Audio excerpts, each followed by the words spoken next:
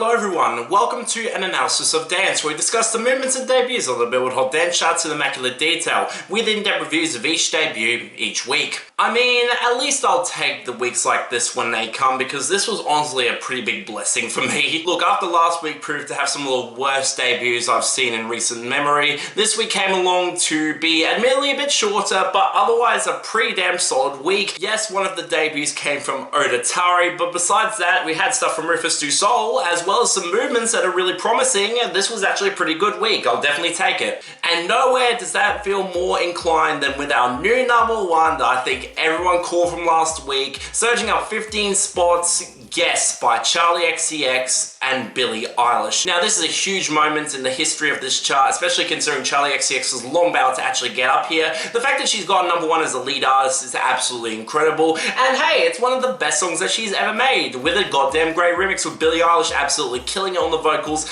and even with the stupid controversy about her being predatory, yeah, I don't buy that for a second. She's absolutely playing into the vibe well. She's a perfect fit for Charli XCX here. This is a fucking amazing remix, and I'm really happy it went to number one. Add to the list of number ones by women on this chart. Yeah, this year's been good in terms of those. And more importantly, it knocked down Miles on It by Marshmello and came round to number two. Now, I will admit this probably will go back to number one next week, considering it's got radio stability, streaming, and sales, all of which that Charli XCX only has streaming support in masses. That's the only reason that she got above him to begin with. But you know what? I'm happy that this is at least not sticking at number one for the entirety remainder of the year. I can definitely not complain about that. And more telling though, there's real competition alongside Guess for getting to that number one, with 360 by Charli XCX also at number three, where this is actually getting considerable momentum on radio, and with streaming being really damn strong, this might actually be contender too. That's definitely great, I'm not complaining at all there. Hell, there's possibly a third number one contender from Charli XCX with Apple at number four, where this is really only here because of huge streaming,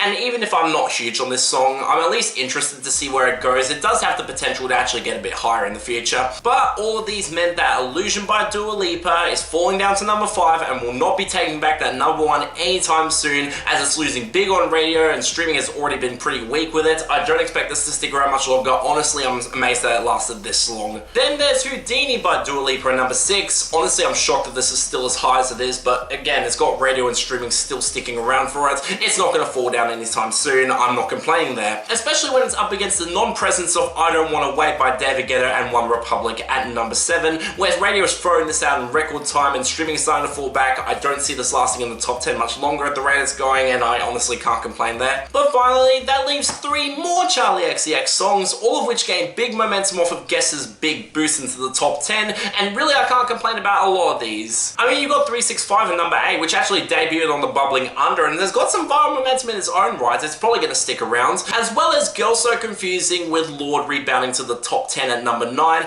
Really, I'm surprised that this fell out at all, considering the streaming is really damn good on this one. But honestly, in terms of these remixes, it feels like a bit more of an outlier compared to the other ones. I'm not exactly surprised it's not picking up as much. And finally, the best song on the main version of the album, Von Dutch at number 10. And this one actually returned to the Bubbling Under too. It's really clear that a lot of her songs have got some genuine staying power. I can't complain there, especially with the quality actually being really good on most of the big ones. That's definitely welcome for me. And on a similar note of stability, when you get to our falls and fall-offs, nearly all of them are debuts or Charles Gambino's intro to his album Falling Off. So yeah, there's nothing of note here whatsoever. But once you get to our falls, a lot of these were all to be expected because they're all debuts from last week that saw some big losses. And honestly, I can't complain about a lot of these. Yes, it does suck that Free by Calvin Harris and Ellie Goulding fell down to 27. Honestly, I expect this to stick around though regardless. Considering that the compilation album just came out, I expect this to get a little bit of a boost next week. But the bigger and much more important story are thankfully the falls for both Fuerza and Ajida and Gordo and Drake, where both lost considerable momentum off their album's impact. For the former, Sophia with Major Lazer and Alok hit 34 and Kylie hit 32. Thank God that these are both not sticking around, they're really bad. But on a much more important note, Gordo and Drake took it even harder with Healing down to 41 and Sideways falling all the way out of the top 10 down to 20. Wow, streaming through this out in record time, and considering how goddamn awful the song is, if it keeps falling at this rate, it might actually miss the year-end list. I can't complain about that, it's crap. But where things should be busy would come in our jumps and comebacks, and really there wasn't a whole lot of activity here across the board. I mean, yes, you had your songs that are basically bottom fillers of this chart at this point and were able to come back with Somebody 2024 by Goche, Kimbra, Fisher, Chris Lake, and Sam Sanson at 48. Thank God this is close to 20 weeks. I can't stand this song. And most notably, Spring Breakers by Charli XCX at 50, and really I don't expect this to have any staying power. It surprisingly underperformed considering it was hyped up before the deluxe version's release, and honestly, as the weakest song on the deluxe, I can't complain there. Hell, you also had Charli XCX see some jumps with So I up to 37, and considering it's one of the best songs on the album, I absolutely can't complain about sticking around. It's a goddamn great song, and really it outperformed all expectations. I thought this would have been gone really fast. Unfortunately though, the other two jumps we got were not particularly good at all, with The Spark by Cabin Crew featuring Liz Doon, Varna Crew somehow still here at 42. This can go away, this novelty was not good to begin with, and Black Friday, Pretty Like the Sun by Lost Frequencies and Tom Odell is up to 24, where it looks like this is going to be Lost Frequencies' big hit after lots of flop singles. Just great, it's one of the worst songs he's made. I'm not a fan of this at all. But on to our debuts, all two of them here, and considering how busy my life is at the moment, I'm not going to go through any separate segments here. Let's just get these out of the way, beginning off unfortunately with number 44, Keep Up by Odetari. And I'm gone. Keep up on my track, boy, I love to keep my lovers going strong. I mean, come on, what do you want me to say about this? I've been covering Odetari for over a year now, and there's been absolutely zero progression in his sound or any sort of content that makes him remotely interesting, and especially considering how much his previous singles have flopped, I don't expect him to chart. Why is he still getting an audience at all? And really, this is an utterly useless retread of every other song he's charted. There's nothing unique or special about this. It's got the same painfully cheap vocal production with still no personality coming out of Odetari, combined with the crushed as hell beat that has absolutely no groove to speak of, some of the most obnoxious pitch shifting and vocals I've heard in recent memory, a really forced slow down integration at the end that of course makes this obvious TikTok bait. It's everything that Odetari does at this point. And the same generic content where I struggle to actually identify this with any other song he's made. I'm honestly baffled why people give his other songs a chance when it's just the exact same thing every single time. And considering how much his previous singles have underperformed and how low this debuted despite coming out over a month ago, yeah, I'm worried that this might actually be a thing too. But considering the fact that Odetari's recent singles have not had much staying power on this chart, I can only hope the public continues to aggressively ignore this. This is not good. Skip it. And finally, number 30, Lately by Rufus Du Sol.